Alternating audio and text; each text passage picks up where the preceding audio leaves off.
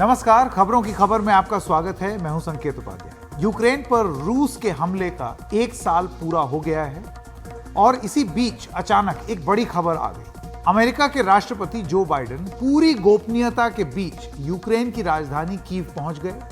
Kyiv में राष्ट्रपति ने निवास मेरिन्स्की पैलेस में बाइडेन ने यूक्रेन के राष्ट्रपति व्लादिमीर ज़ेलेंस्की से मुलाकात की और रूस के खिलाफ युद्ध में अमेरिकी जो सरकार है उसकी ओर से पूरी सहायता का वादा एक बार फिर से दोहराया। जो बाइडेन ने यूक्रेन के लिए 50 करोड़ डॉलर की अतिरिक्त सहायता का ऐलान किया है और यह कहा है कि इसके अलावा दी जाने वाली सहायता की जानकारी आगे भी दी जाएगी। यूक्रेन को दी जाने वाली सहायता में कई अत्याधुनिक सैन्य उपकरण भी शामिल होंगे।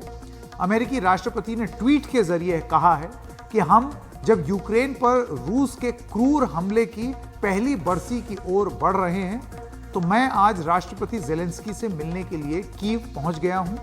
ये यूक्रेन के लोकतंत्र, संप्रभुता और क्षेत्रीय अखंडता के लिए पूरे सहयोग का वादा दोहराता है। करीब 1 साल पहले जब पुतिन ने हमला किया तो सोचा कि यूक्रेन कमजोर है, पश्चिम बंटा हुआ है, उन्हें लगा कि वो हमें हरा देंगे, लेकिन वो बिल्कुल गलत थे। बीते 1 साल में यूक्रेन की रक्षा में मदद के लिए अमेरिका ने अटलांटिक से लेकर प्रशांत क्षेत्र तक देशों का एक गठजोड़ बनाया है। इसके तहत अभूतपूर्व सैनिक, आर्थिक और मानवीय मदद दी गई है और वो मदद आगे भी दी जाएगी। आइए सुनते हैं कि जो बाइडेन ने क्या कहा। That dark night 1 year ago, the world was literally at the time bracing for the fall of Kyiv. Seems like a lot longer ago than a year, but think back to that year. Perhaps even the end of Ukraine. You know, 1 year later, Kyiv stands, and Ukraine stands. Democracy stands. The Americans stand with you, and the world stands with you. इससे पहले पिछले साल 8 मई को America की first lady Jill Biden भी अचानक पश्चिमी Ukraine के दौरे पर पहुंच गईं। उस समय यूक्रेन और रूस का युद्ध अपने चरम पर था। ऐसे में जिल बाइडेन पूरी गोपनीयता के बीच यूक्रेन की फर्स्ट लेडी ओलेना ज़ेलेंस्की से मदर्स डे के दिन मिलने पहुंच गई। अमेरिका के राष्ट्रपति जो बाइडेन इससे पहले भी यूक्रेन के दौरे की योजना बना चुके थे। तब वो पोलैंड के दौरे के दौरान यूक्रेन जाने वाले थे, लेकिन तब रूस यूक्रेन की राजधानी कीव की ओर बढ़ रहा था। ऐसे में अपने सुरक्षा सलाहकारों की सलाह पर जो बाइडेन ने वो दौरा टाल दिया। संयुक्त राष्ट्र का आकलन है कि पिछले साल 24 फरवरी को रूस के हमले के बाद से यूक्रेन में अब तक 7100 यानी कि 7100 आम नागरिक हमलों में मारे जा चुके हैं। इस दौरान यूक्रेन के कई शहरों को भी युद्ध में भयानक बर्बादी झेलनी पड़ी है, लेकिन पश्चिमी देशों की लगातार मदद की बदौलत यूक्रेन इस युद्ध में रूस के खिलाफ मजबूती से खड़ा हुआ है। यूक्रेन के साथ अपनी सहभागिता जताने के लिए पश्चिमी देशों के नेता लगातार यूक्रेन का दौरा लगा रहे हैं। जैसे कि अब आपको कुछ नाम बताते हैं। चेक प्रधानमंत्री पेत्र फिलाया, पोलैंड के प्रधानमंत्री मातुश मोरविएत्स्की, स्लोवेनिया के तत्कालीन प्रधानमंत्री योनेश यानशा, ब्रिटेन के तत्कालीन प्रधानमंत्री बोरिस जॉनसन,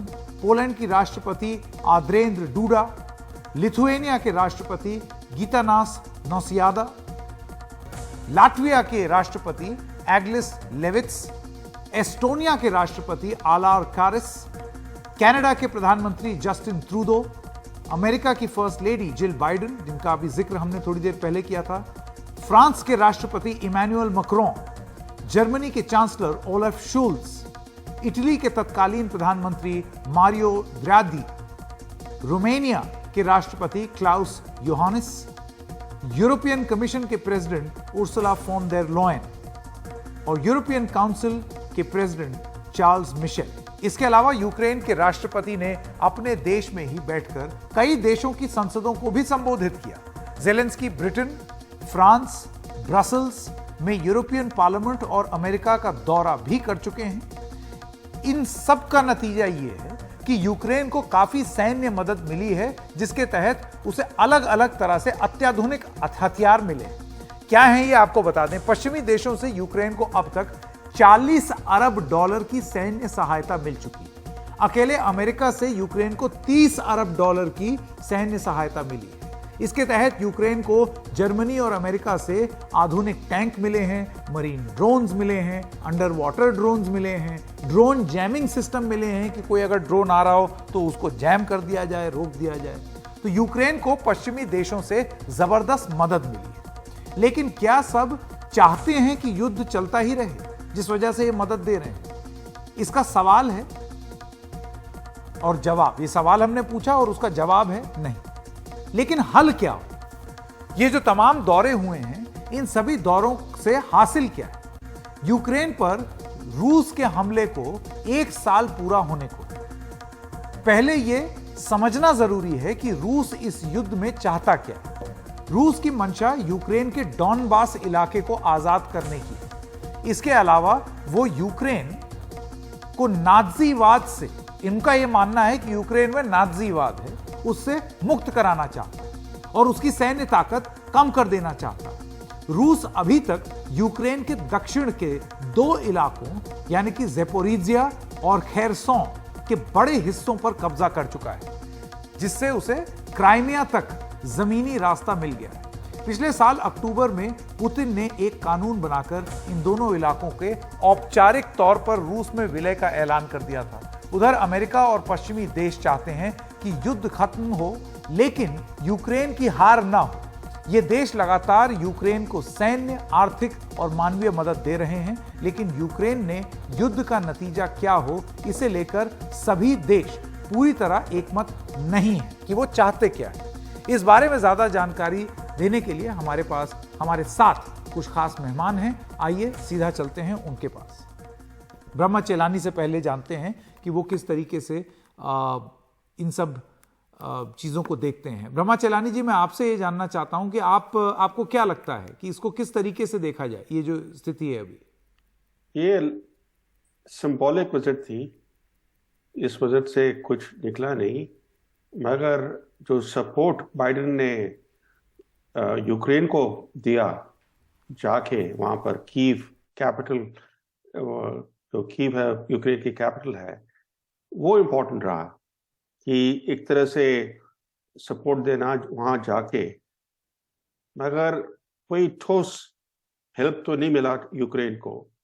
और जो बड़ी बात यह है कि कई सारे हथियार अमेरिका ने भेजे हैं यूक्रेन को, मगर असलियत तो यह है कि आज भी रशिया, करीब 1/5 ऑफ यूक्रेन रशिया के कब्जे में है और कोई प्रॉस्पेक्ट नहीं है कि यूक्रेन रशिया को अपने ऑक्यूपाइड टेरिटरी से हटा पाएगा। तो बाइडेन की एक स्ट्रैटेजी ये रही है कि ये युद्ध लंबा चले, और लंबा चले क्योंकि इससे रशिया का नुकसान होगा, रशिया कमज़ोर हो जाएगा। तो रशिया को ब्लीड करने के लिए बाइडेन सरकार ने शुरू से ये स्ट्रैटेजी अडॉप्ट की है कि यूक्रेन को इंक्रीजिंगली सोफिस्टिकेटेड वेपन्स भेजना, मगर उससे युद्ध की जो टाइड ऑफ वॉर है वो बदली नहीं है, क्योंकि इस समय अभी रूस होल्डिंग पैटर्न में है। वो अग्रेशन को ज़्यादा एक्सपैंड करने की कोशिश नहीं कर रहा है और डिफेंस हमेशा ऑफेंस से आसान रहता है। जी, ब्रह्मा चेलानी जी, बहुत बहुत धन्यवाद आपके विचारों के लिए, बहुत बहुत शुक्रिया हमारे साथ जुड़ने के लिए। मैं अब स्वागत करना चाहता हूं सुधीर टी देवरे जी का। यूक्रेन में भारत के पूर्व राजदूत हैं। देवरे जी, अमेरिका के राष्ट्रपति के यूक्रेन पहुंचने को आप कितनी बड़ी बात मानते हैं और इससे क्या कोई हल निकलने वाला है? ये बहुत बड़ी बात है, इसलिए कि यूक्रेन के ये लड़ाई में अभी पिछले करीब महीने से ऐसा लग रहा था कि यूक्रेन का जो सब लड़ाई का जो सामान है वो खत्म हो रहा है। उनका थोड़ा सा एक तरह से जरा नीचे जा रहा था, उनका जो रेजिस्टेंस वगैरह।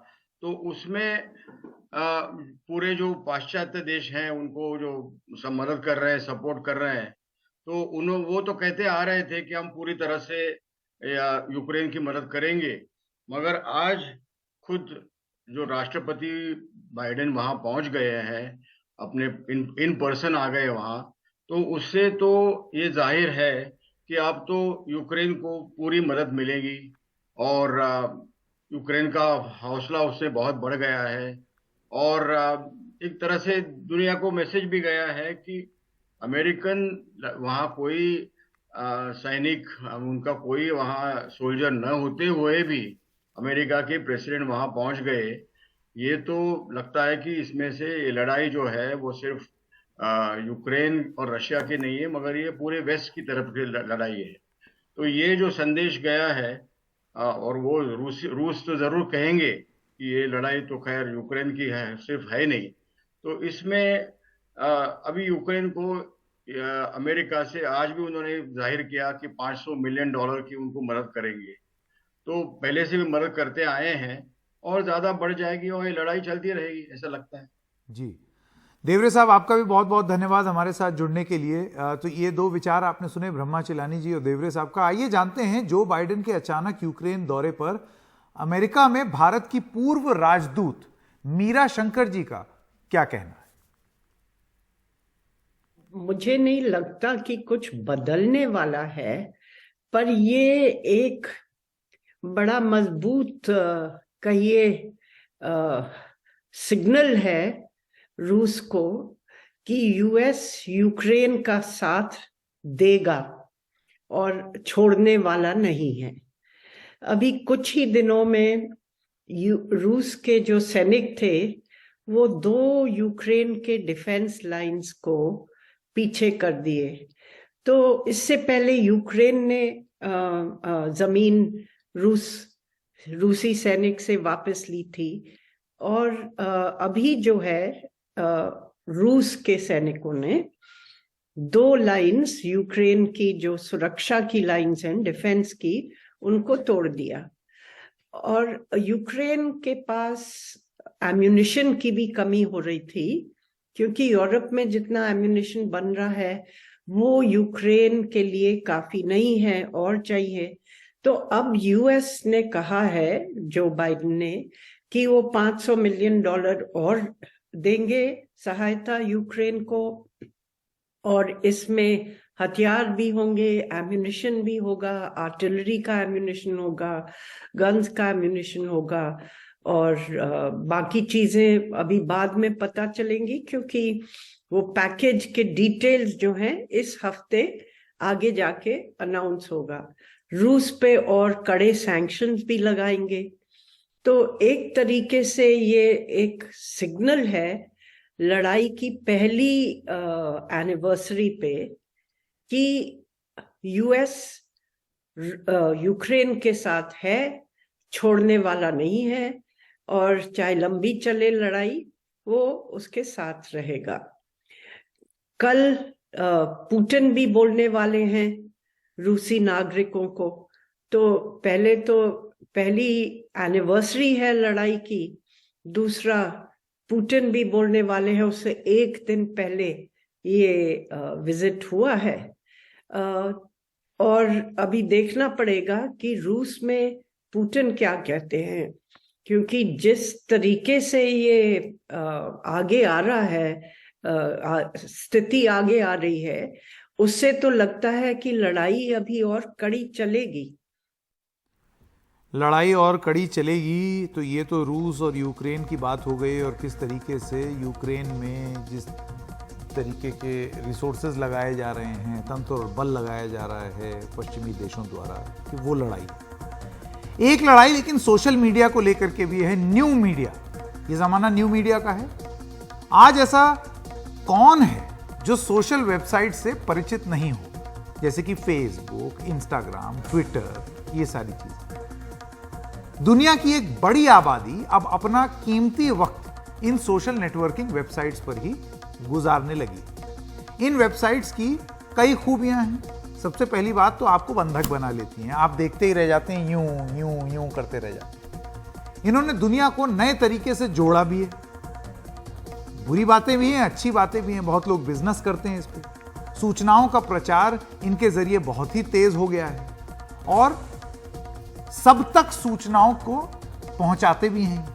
लेकिन यह बताना जरूरी है कि कई अच्छाइयां होने के बावजूद इन सोशल वेबसाइट्स और सोशल मीडिया एप्स पर ज्यादा समय गुजारना कोई अच्छी बात नहीं है, बल्कि कई लोगों के लिए तो यह एक लत की तरह है, आदत लग जाती है। मेडिकल जगत के लोग हों, समाजशास्त्री वगैरह सब ये सचेत भी करते रहते हैं कि आप सोचिए इसमें डोपामिन रिलीज होता है तो आपको पता ही नहीं चलेगा, आप देखते चले जाएंगे। और क्या आप जानते हैं कि ये लत दरअसल किसी की कमाई का जरिया है या जरिया था। जो कंपनी इन सोशल वेबसाइट्स को चलाती हैं उनकी कमाई तो इसी बात से होती है कि आपको लत लग जाए, आप देखते रहें, फोन ही ना रखें। और इन कंपनियों के जरिए कई इन्फ्लुएंसर भी पैसा कमाते हैं। लेकिन आज हम बात कर रहे हैं सिर्फ सोशल नेटवर्किंग साइट्स, खास तौर पर फेसबुक की, जो दुनिया में सबसे लोकप्रिय, सबसे बड़ी। फेसबुक की मालिक कंपनी जो है, जिसका नाम है मेटा, जो इंस्टाग्राम भी चलाती है, व्हाट्सएप भी चलाती है, और इसके संस्थापक हैं मार्क जकरबर्ग। साल 2022 के अंत में फेसबुक के करीब 3 अरब यूजर थे। सोचिए, 3 अरब, यानी दुनिया की आबादी के 1/3 से ज्यादा लोग या यूजर्स फेसबुक पर थे। दुनिया में फेसबुक के सबसे ज्यादा यूजर भारत में है। और आप समझ जाएंगे मैं ये चीज क्यों बोल रहा हूं। करीब 33 करोड़ यूजर, यानी लगभग हर चौथा भारतीय फेसबुक इस्तेमाल करता है या उसका अकाउंट है। फेसबुक की सिस्टर कंसर्न, यानी कि फेसबुक की तरह ही एक और कंपनी है इंस्टाग्राम, उन्हीं लोगों की कंपनी है। वो युवाओं को बहुत लोकप्रिय लगती है। इसके दुनिया में 1 अरब 37 करोड़ यूजर हैं। हिंदुस्तान में कितने हैं? 22 करोड़ 90 लाख यूजर यहीं अकेले हिंदुस्तान में। अब इनकी प्रतियोगिता है ट्विटर से, जिसके मालिक हैं अब जो हो गए हैं इलॉन मस्क। हालांकि देखिए, ट्विटर जो है वो अब आपको आंकड़ों से समझ में आएगा कि कितना छोटा है। 36.80 करोड़ पूरे दुनिया में यूजर हैं। कहां 33 करोड़ तो फेसबुक के हिंदुस्तान में ही है, और 36 करोड़ यहां पूरे दुनिया भर में। ट्विटर के दुनिया में, जैसे कि हमने आपको बताया, 36 करोड़ हैं, लेकिन भारत में इनके यूजर सिर्फ 2.5 करोड़। इसकी आप फेसबुक से तुलना कीजिए। ये आंकड़े हम आपको क्यों बता रहे हैं? ये इसलिए बता रहे हैं ताकि आपको पता लग जाए कि दुनिया में कितने लोग इनका इस्तेमाल करते हैं। और ट्विटर में जब यह तय किया गया कि अब भाई हम पैसा लेंगे, पैसा ले करके उसके बाद ब्लू टिक दे देंगे ताकि आपको यह लगे कि मैं वेरीफाई हूं, ब्लू टिक है मेरे पास। तो ट्विटर भले ही छोटी कंपनी है, लेकिन उसका यह प्रयोग शायद टेक जगत में यह महसूस किया गया कि कामयाब जगत है, पैसा बन रहा है। तो फिर फेसबुक, जिसके इतने सारे लोग हैं, यूजर्स हैं, उसने सोचा हम भी यही गेम खेलें। फेसबुक की यूजर्स की संख्या के हिसाब से विज्ञापनों से पहले की काफी कमाई हो रही थी। यानी कि जितना उनका बेस था, वो आपका बात यही थी ना कि आप फ्री में उसको इस्तेमाल कर रहे हैं, तो वो आपका डेटा यूज करते थे, आपको ऐड देते थे, उसके हिसाब से उनको पैसा बन रहा था। लेकिन क्या किया एप्पल और बहुत सारी कंपनियों ने एक फीचर बना दिया जिसे कहते हैं ask app not to track, यानी कि आपके हाथ में है कि आप ये धंधा बंद कर दें। उससे होने लगा फेसबुक को लॉस। अब वो उस तरीके से पैसा नहीं निकाल पा रहा था।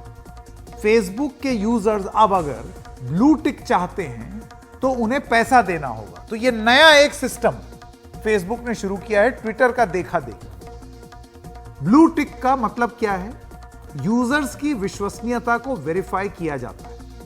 फेसबुक किसी गवर्नमेंट आईडी के जरिए विश्वसनीयता की जांच करेगा, और जिसे ब्लू टिक दिया जाएगा उसे कई और भी फायदे होंगे। मतलब एक ब्लू टिक तो आपको मिल ही गया, उसके साथ साथ आपको आपका पोस्ट जो है वो ज्यादा बूस्ट किया जाएगा, देखा जाएगा, लोगों को तक ज्यादा पहुंचाया जाएगा, उसे अच्छा कस्टमर सपोर्ट मिलने की बात की जा रही है। लेकिन अभी इसकी शुरुआत सिर्फ ऑस्ट्रेलिया और न्यूजीलैंड में की जाएगी, हिंदुस्तान में ये नहीं आया है। और अब आती है टेढ़ी बात, क्योंकि ये पेड सर्विस है, तो फेसबुक का जो ब्लू टिक है वो ऑस्ट्रेलिया और न्यूजीलैंड में शुरू होगा $11.99 का। अब आप जोड़ लीजिए डॉलर का रुपए में कन्वर्ट करके, तो आपको लगेगा ये तो बहुत महंगा है, इतना पैसा क्यों दें फेसबुक इस्तेमाल करने के लिए। अब इलॉन मस्क की जो ट्विटर है वो खरीदने के साथ उन्होंने भी ये शुरू कर दिया था।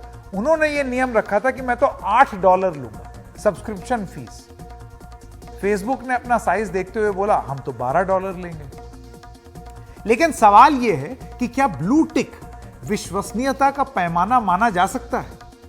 इलॉन मस्क ने जब ट्विटर के ब्लू टिक के लिए पैसा लेना शुरू किया था तो उन्हें तब इसे रोकना पड़ा। शुरुआत में तो बहुत बखान किया कि हम मतलब लिबरलाइज कर देंगे, और ये जो एक ऑर्डर चला आ रहा है कि कुछ ही लोगों तक ये रहेगा, हमने उसको खोल दिया है, जनता के लिए खोल दिया है।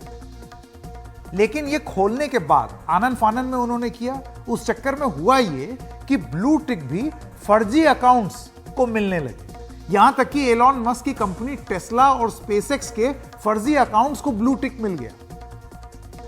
इससे दुनिया की एक बड़ी pharma company Eli Lilly and company को काफी नुकसान भी हुआ। मतलब आप सोचिए शेयर मार्केट में उनकी वैल्यू नीचे चली गई क्योंकि किसी ने ब्लू टिक में उनकी कंपनी का नाम लिख के और फिर उसके बाद इंसुलिन से जुड़ी हुई कोई बात कर दी। ये डायबिटीज के इंसुलिन के प्रोडक्ट्स बनाती है। उस चक्कर में लोगों को लगा अरे बाप रे, ये कंपनी तो कुछ कर रही है, शेयर एकदम नीचे। बाद में ट्विटर ने ब्लू टिक के सब्सक्रिप्शन को बंद कर दिया और उसे दुरुस्त किया और फिर इसको लॉन्च किया। अब आइए आपको बताते हैं कि फेसबुक के बारे में हम क्या जानकारी जानते हैं। फेसबुक जो है, जैसे कि हमने आपको बताया, उसका बेस कितना बड़ा है। तो अब आप खुद सोच लीजिए कि जब यह सब्सक्रिप्शन मॉडल हिंदुस्तान में आएगा तो क्या चीजें सुधरेंगी या चीजें उसी तरीके से हो जाएंगी जैसे ट्विटर के साथ हो गया था कि फर्जी लोग एक ब्लू टिक पा जाएंगे और आपको ये लगेगा कि ये तो कोई बहुत विश्वसनीय आदमी है। ये अभी हिंदुस्तान में आना बाकी है। और हिंदुस्तान की सरकार, अब देखिए ट्विटर छोटा बेस है, हल्ला बहुत होता है ट्विटर पे, लेकिन यूजर्स फेसबुक के ज्यादा है, इंस्टाग्राम के ज्यादा है। तो इसको लेकर के भारत की सरकार का रुख क्या होगा ये देखना बहुत जरूरी होगा। तो आप जान लीजिए कि एक स्कीम आ रही है जिसमें फेसबुक यूज करने के लिए भी पैसे लग सकते हैं। और इस वक्त हम बात करना चाहते हैं, ये जो ट्विटर के बाद अब फेसबुक ने भी ये तय किया है, हिंदुस्तान में नहीं आया है लेकिन फेसबुक ने तय किया है कि अब वो भी ब्लू टिक सब्सक्रिप्शन शुरू करेगा। मनीष महेश्वरी जी हैं, former Twitter India head. Manish ji, आप किस तरीके से देखते हैं इस मुहिम को? देखिए, इसके कई पहलू हैं। एक तो ये है कि इसके देखें कि इसके फायदे नुकसान क्या है। फायदे में ये है कि इन कंपनियों के लिए एक अलग नया रेवेन्यू या राजस्व का तरीका खुलता है, क्योंकि ज्यादातर कंपनियां अपना जो कमाती है वो एडवर्टाइजमेंट्स या प्रचार विज्ञापन दिखा के कमाती है। तो ये ब्लू टिक देकर पैसे कमाने का एक नया तरीका है, और पहला तो फायदा ये है।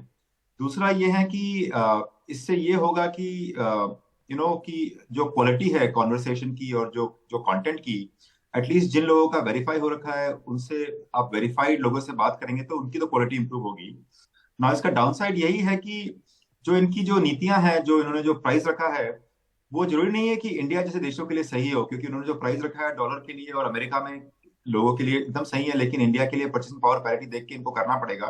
ट्विटर ने भी ये स्टार्ट किया था, लेकिन उनको लगा कि उनको जब उनकी अपनी गलती का एहसास हुआ तो उन्होंने इसको बैक ट्रैक करके फिर अभी सस्पेंड करके वापस रिस्टार्ट किया है। तो हमें देखना पड़ेगा कि इसके फायदे नुकसान क्या है। लेकिन एक ये नई इनिशिएटिव, नई पहल है, क्योंकि एडवर्टाइजमेंट रेवेन्यू काफी प्रेशर में है, क्योंकि ग्लोबल रिसेशन है, बड़ी कंपनियां विज्ञापन पे इतना पैसा खर्च नहीं कर रही। बहुत बहुत धन्यवाद आपका मनीष महेश्वरी जी। आइए रुक करते हैं हमारी अगली खबर का।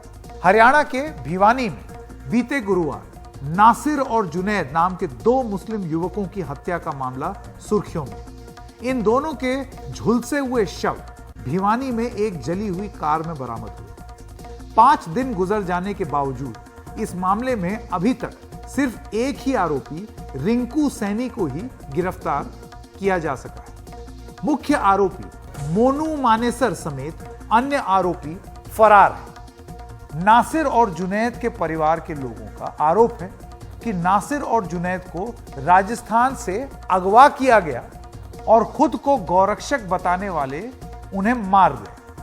सूत्रों के हवाले से यह भी जानकारी सामने आ रही है कि नासिर और जुनैद को हरियाणा के फिरोजपुर झीरका के एक पुलिस स्टेशन ले जाया गया।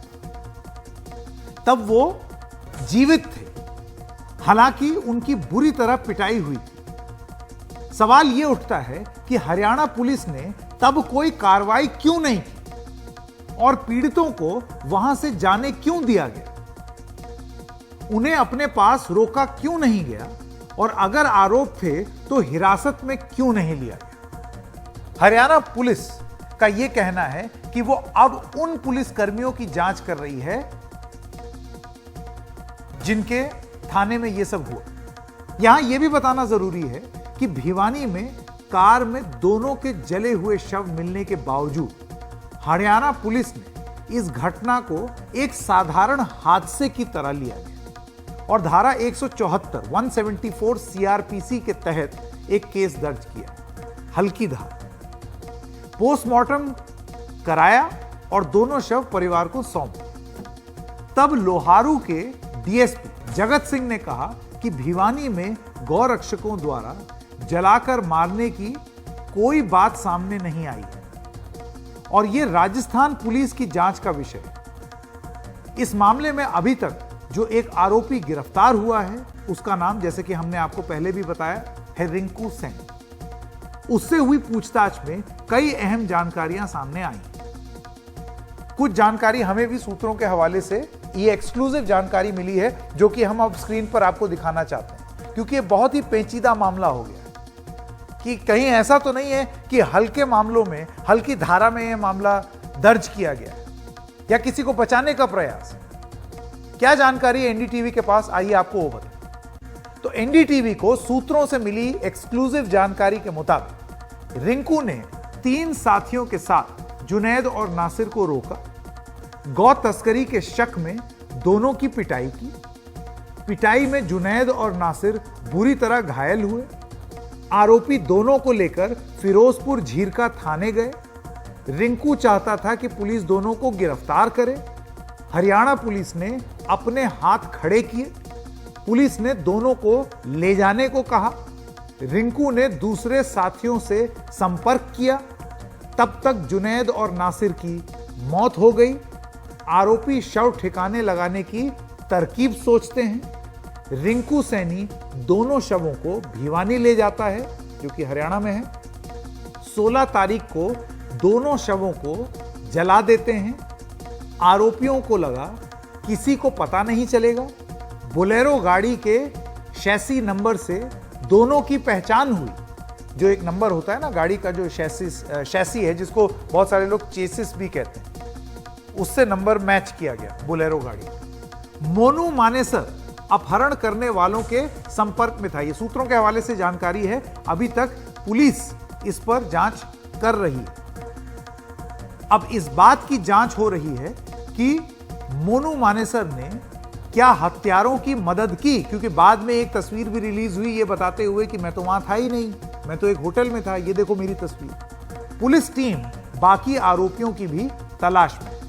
अब सवाल ये है, सबसे बड़ी बात, कि मोनू मानेसर कौन है जिसे इस हत्याकांड का मुख्य आरोपी बताया जा रहा है। इसके लिए पहले आपका मोनू मानेसर का एक वीडियो दिखाते हैं, जिससे आप देख सकते हैं कि वो क्या है, कौन है, किस तरीके की लाइफस्टाइल जीता था। ये आप देख रहे हैं कि ये मोनू मानेसर ये रहे, शौकीन, महंगी गाड़ी में घूमना, दोस्तों के साथ असलहा, रिवॉल्वर, पिस्टल लेकर के बखान करना, डैशबोर्ड पर उसको सजा देना, हाईवे पर गुंडों की तरह उसका प्रदर्शन करना। ये हैं मुख्य आरोपी मोनू मानेसर, जो कि अभी फरार है। उनके बारे में कुछ पता नहीं। ट्वीट करके ये बात जरूर कही जा रही है कि मैं तो एक होटल में था। तो फिर अगर आपने कुछ नहीं किया है तो पुलिस से भाग क्यों रहे हैं, बच क्यों रहे हैं। ये आप जो तस्वीर देख रहे हैं, इसमें गाड़ी चल रही है। गाड़ी में कई हथियार रखे हुए हैं, ये दिख रहे हैं, और मोनू मानेसर अपने साथियों के साथ गाना बजाना करते हुए चल रहे हैं। इसी मोनू मानेसर के समर्थन में सोमवार को मानेसर गांव के कई लोग और कई संगठन गुरुग्राम की सड़कों पर उतर आए, विरोध प्रदर्शन किया और मोनू मानेसर को निर्दोष बताते हुए सीबीआई से इस पूरे मामले की जांच की मांग की कि जांच होनी चाहिए, हमारा मोनू जो है वो निर्दोष है। बीते कुछ दिनों में 2 बार विश्व हिंदू परिषद और बजरंग दल के कार्यकर्ता मोनू मानेसर के समर्थन में प्रदर्शन कर चुके हैं। इस बीच ये पता नहीं चला है कि मोनू मानेसर कहां है। राजस्थान पुलिस मोनू मानेसर की तलाश कर रही है, उधर हरियाणा की पुलिस भी इसकी तलाश में जुटी हुई। हरियाणा पुलिस अचानक उससे जुड़े एक पुराने मामले में हरकत में आ गई। हरियाणा पुलिस इसे एक रूटीन कार्रवाई बता रही है, लेकिन सवाल ये उठने लगे हैं कि क्या हरियाणा पुलिस मोनू मानेसर को राजस्थान पुलिस के हाथ में जाने से रोकने के लिए एक पुराने मामले में हरकत में आई है। तो आइए जान लेते हैं कि ये मोनू मानेसर कौन है जो अब भिवानी के इस हत्याकांड के केंद्र में आ गए हैं, सेंट्रल फोकल पॉइंट बन गए। मोनू मानेसर 28 साल का है और उसका असली नाम मोहित यादव है। 2016 में गौरक्षा दल के लिए नेटवर्क बनाना इसने शुरू किया था। हरियाणा के कई इलाकों में गौरक्षा टीम बनाई, कथित गौ तस्करों को पकड़कर पुलिस के हवाले करता था। बीते 20 दिनों में 3 बड़ी घटनाओं में उसका नाम सामने आया है। 28 जनवरी भिवाड़ी तावड़ू रोड पर एक दुर्घटना, तब सेंट्रो कार और एक टेम्पो की टक्कर हुई थी। सेंट्रो कार में सवार वारिस और उसके दोस्त घायल हुए। बाद में वारिस की इलाज के दौरान मौत हो गई। वारिस के परिवार ने मोनू मानेसर पर हत्या का आरोप लगाया। नूंह पुलिस ने सीसीटीवी जारी करके बताया कि वारिस दुर्घटना में मारा गया। 7 फरवरी को गुरुग्राम के पटौदी में एक फायरिंग हुई और उसमें मोनू मानेसर का नाम सामने आया। तब एक समुदाय की लड़की ने दूसरे समुदाय के लड़के से शादी की थी। इसी बात को लेकर दोनों पक्ष में झगड़ा हुआ। तब फिर मोनू मानेसर पर आरोप है कि उन्होंने फायरिंग करके यहां पर वो घूमे और उन्होंने फायरिंग के आरोपों को नकारा। और अब जुनैद और नासिर हत्या केस में भी इसी मोनू मानेसर का नाम है। यहां तक कि कुछ वेबसाइट्स हैं, कुछ ऐसे ट्विटर हैंडल्स हैं जो कि फैक्ट चेक करते हैं, जिनका यह दावा है कि मोनू मानेसर दरअसल प्रशासन, हरियाणा प्रशासन के बहुत करीब है। वो अक्सर देखा गया है कि कभी वो कोई गिफ्ट भेंट कर रहा है, सेल्फी खिंचवा ले रहा है। इन सब चीजों को देखते हुए सीधा और सीधा सवाल ये है कि एक आदमी जो कि खुलेआम, आप बताइए ये अपने आप में कानून का उल्लंघन नहीं है कि आप बंदूक रख करके नाच रहे हैं, गा रहे हैं, तस्वीर दिखा रहे हैं। कोई और होता, आप रख के दिखाइए, आप इस तरीके से असलाहा रख के दिखाइए गाड़ी में और इस तरीके से बंदूक वगैरह दिखा करके नाच गाना करते हुए एक वीडियो डाल के देखिए, फिर देखिए क्या होता है, कैसे पुलिस दौड़ते हुए आपके घर आएगी, जेल हो जाएगी 1 सेकंड में, थाने में रपट हो जाएगी। और ये एक मोनू मानेसर हैं जिनका पूरा ट्रैक रिकॉर्ड आपने देख लिया और अभी कोई पकड़ ही नहीं पा रहा। इतना बड़ा आदमी है क्या, जिसके ऊपर आरोप है कि उसने लोगों को, 2 लोगों को जिंदा जला दिया और उसके बारे में कुछ हवा ही नहीं। इस खबर पर हम लगातार अपनी नजर बनाए रखें। आइए रुक करते हैं हमारी अगली खबर का। विपक्ष बार बार आवाज उठाता है कि केंद्र सरकार एजेंसियों और सरकारी विभागों का इस्तेमाल हथियार की तरह करती है।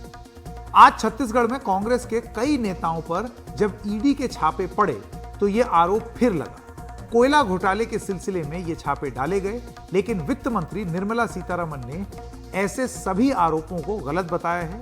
जयपुर में बजट पर बात करते हुए उन्होंने ये भी कहा कि सरकार महंगाई पर काबू पाने की भी पूरी कोशिश कर रही है। On the private sector, it's for you, for me, for all of us to keep watching and also facilitating as much as we can. But we've not stopped from acting watching others. We are also Jaipur में budget 2023 पर चर्चा के दौरान सवाल अर्थव्यवस्था की चुनौतियों को लेकर भी उठा। एक बैंकर ने आरबीआई द्वारा महंगाई नियंत्रित करने के लिए रेपो रेट में की गई वृद्धि का सवाल उठाया। वित्त मंत्री ने कहा कि पश्चिमी देशों में भी ब्याज दर बढ़ाई गई है और आरबीआई भारत के आर्थिक हित को ध्यान में रखकर कदम उठा रही है। the Reserve Bank is watching the Indian economy. Reserve bank भारतीय अर्थव्यवस्था पर नजर रखता है और जरूरत पड़ने पर कदम उठाता है। हम में से कोई नहीं चाहता कि महंगाई बहुत ज्यादा बढ़े।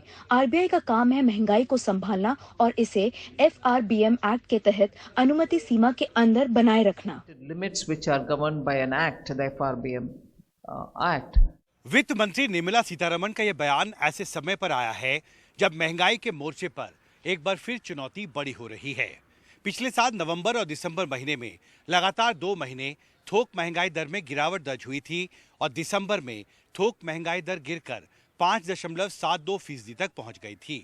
लेकिन जनवरी के जो आंकड़े सामने आए हैं उसके मुताबिक थोक महंगाई दर एक बार फिर देश में बढ़कर 6.52% तक पहुंच गई है।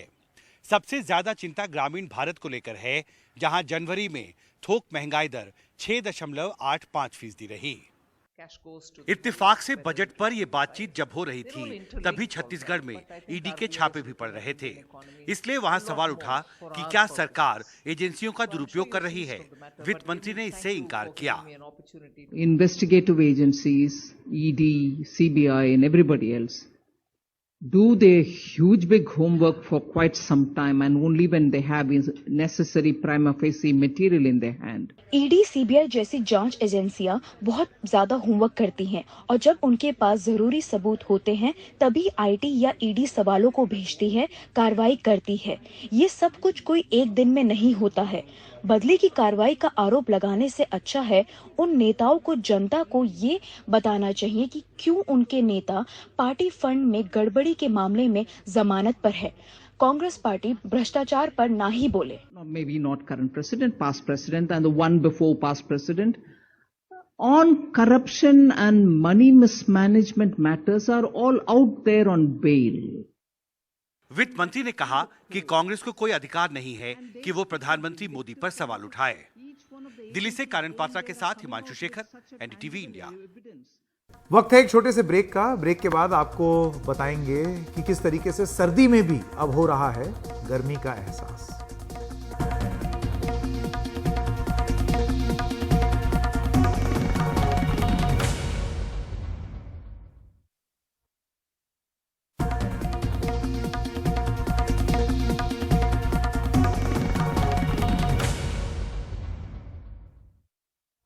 ब्रेक के बाद आपका फिर से स्वागत है। ये जान लीजिए कि अभी हीटर रखे भी नहीं गए हैं, रजाई फोल्ड होकर के अलमारी में भी नहीं गई है कि यहाँ एसी रिपेयर करने वालों को फोन मिलाना शुरू कर दिया है लोगों ने। फरवरी के महीने में ही गर्मी ने दस्तक दे दी है। रविवार को दर्ज किए गए तापमान ने इस महीने के 2021 के तापमान के रिकॉर्ड को भी तोड़ दिया। हालांकि पहाड़ी इलाकों में तापमान गिरना शुरू हुआ है, पर तब भी सामान्य से तापमान ज्यादा है। वहीं अगले 4 से 5 दिनों तक दिल्ली एनसीआर में अधिकतम तापमान 33 डिग्री सेल्सियस तक जाने का अनुमान है।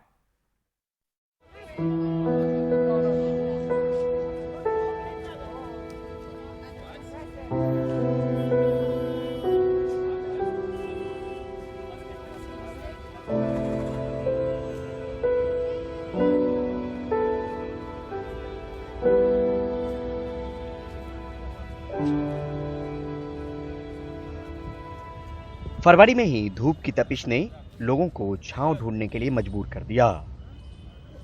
घूमने इंडिया गेट आए हैं, पर सहारा पेड़ की छांव का है। फरवरी महीने में ही कोई घूमते घूमते पंखा झाल रहा है तो कोई गला तर करने में जुटा है। पर इन जनाब के पास छाता नहीं तो सैर करते करते कपड़े से ही खुद को ढक लिया। जानकार कह रहे हैं कि अभी तो मौसम की मार शुरू हुई है।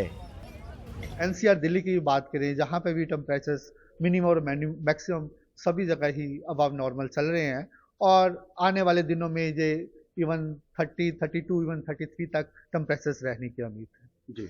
ये मैं बात कर रहा हूँ पंजाब, हरियाणा, एनसीआर, दिल्ली, यूपी की। और अगर आप राजस्थान की बात करें, गुजरात की बात करें, जहाँ मध्य प्रदेश की बात करें, वहाँ से टेम्परेचर जो है आपका 33 से लेके 37 डिग्री या 38 डिग्री रहने की उम्मीद है। मैदानी इलाकों में ही नहीं, गर्मी का असर पहाड़ी इलाकों पर भी है। मौसम विभाग की माने तो जम्मू कश्मीर, हिमाचल प्रदेश, उत्तराखंड जैसे इलाकों में तापमान में आज से थोड़ी गिरावट है, पर अब भी सामान्य से ज्यादा है। इतना ही नहीं, वेस्टर्न डिस्टर्बेंस न होने की वजह से हिमाचल प्रदेश में तो आमतौर पर इस मौसम में रहने वाला तापमान से 7 से 8 डिग्री ज्यादा तापमान दर्ज किया गया था। उधर मौसम विभाग का अनुमान है कि महाराष्ट्र और गुजरात में आजकल में 2 से 3 डिग्री तापमान में गिरावट आएगी, पर फिर से 2 डिग्री तक इजाफा होगा। लेकिन फिलहाल लू चलने के कोई आसार नहीं दिख रहे। गर्मी ज्यादा हो रही है और मुझे लग रहा है कि इस बार जो है सारे रिकॉर्ड तोड़ देगी गर्मी, जो है जिस हिसाब से अभी तक चल रहा है, क्योंकि मौसम को परिवर्तन, जी गर्मी हो रही है। और अभी हम इस समय इंडिया गेट में आए हैं, जिस हिसाब से देखा जा रहा है कि मौसम काफी ज्यादा मतलब प्रभावित कर रहा है, धूप भी काफी ज्यादा निकली हुई है। क्या कहेंगे गर्मी को लेकर? छांव में बैठे हुए हैं यहाँ पे इंडिया गेट। धूप लग रहा था इसलिए छांव में बैठ गए हैं। थोड़ा ठंडी मौसम रहता था, अभी गर्मी हो रही है अभी, तो इसलिए छांव में बैठे हुए हैं। हाँ, इसीलिए छांव में बैठे हुए हैं। तो तय हो चुका है कि अब मौसम बदलने वाला है, जिसकी दस्तक हो चुकी है। नई दिल्ली से परिमल कुमार, एनडीटीवी इंडिया। तो खबरों की खबर में आज इतना ही। नमस्कार।